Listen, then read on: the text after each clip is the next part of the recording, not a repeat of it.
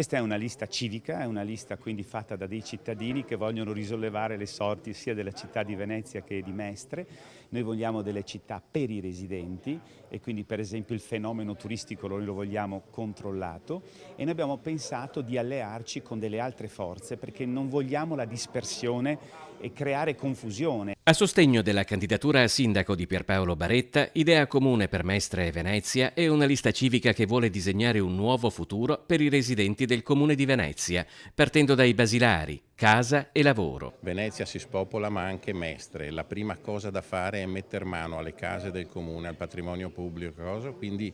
la residenza dei veneziani. Secondo, l'attenzione al lavoro dei veneziani. Nel veneziano, sostengono i candidati di Idea Comune per Mestre e Venezia, si sconta l'assenza di una progettualità di sviluppo economico. Mestre, Marghera e tutte le altre parti di questo grande comune hanno bisogno di uno sviluppo alternativo, di questa benedetta riconversione e di uno sviluppo che sia un po' simile a quello del Veneto, quindi uno sviluppo di piccole e medie imprese. Oggi siamo stati a Marghera dove si potrebbe fare anche un incubatore per nuovi imprenditori, per giovani che vogliono avviare un'attività di impresa, magari aiutati da una zona di libero scambio, comunque da delle dove c'è una minore burocrazia per poter avviare un'attività economica. L'economia dell'entroterra veneziano invece non soltanto è ferma, ma sempre più pericolosamente simile nei difetti a quella della laguna. Hanno costruito alberghi a Via Torino, cosa sbagliatissima perché hanno svuotato gli alberghi storici di Mestre che non servivano per il turismo a Venezia, servivano per le necessità della città